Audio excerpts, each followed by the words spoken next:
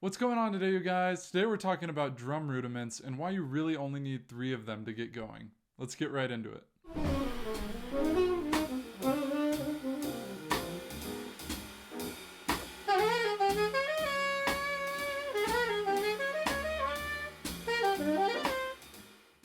So guys, there's basically infinite drum rudiments.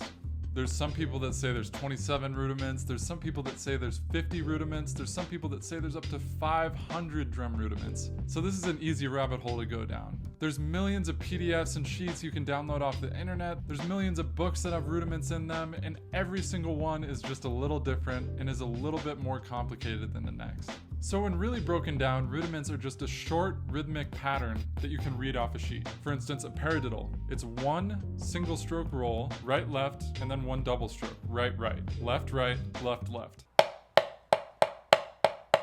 So really, this is just a sticking pattern and a rhythm. So the real definition of a rudiment is a basic principle or fundamental skill. And in my opinion, the 3 most necessary and essential rudiments are the single stroke roll, the double stroke roll, and the flam. This is because literally every other rudiment is based off of these 3. Once again, a paradiddle is a single stroke roll and a double stroke roll.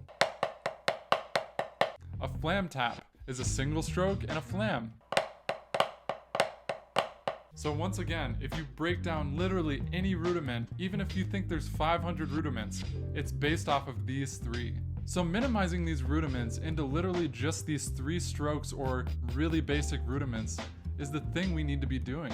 This is simplifying everything in our minds, and it's making it so we can develop our own rudiments and we can find these patterns on our own rather than reading them off a sheet. And this is going to create a much more creative and mindful way of practicing rudiments. We can figure out how these were first made, how we can apply them on whatever percussion instrument we're playing on, and this is going to be a much better way to remember these as well. And in my opinion, rudiments aren't about just applying them directly onto an instrument. It's about opening up all these ways of playing the drums. If you have an idea, you want to be able to express it on the drums, and rudiments are a way of practicing all these different sticking patterns and rhythms that make it so you have this really open potential to play anything on whatever percussion instrument you're playing.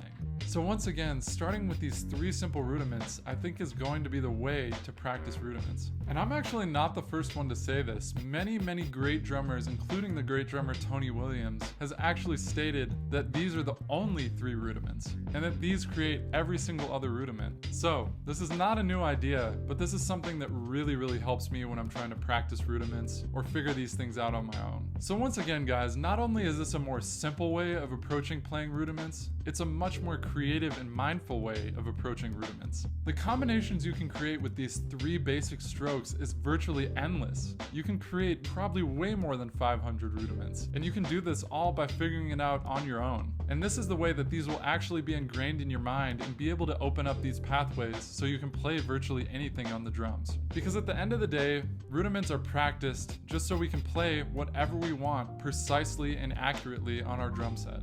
And if you haven't guessed already, I'm a big proponent of not just reading things off a page and memorizing them.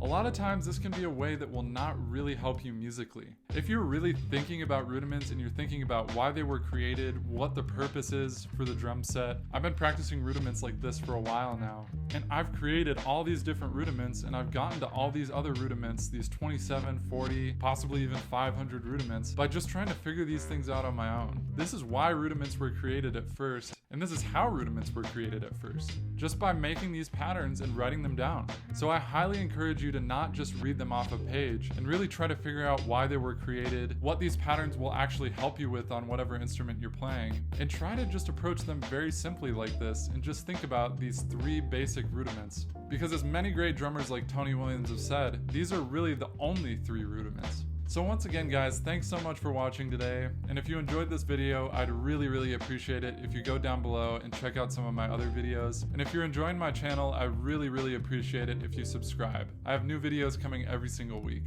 So thanks so much again, guys, and I hope you have a great day.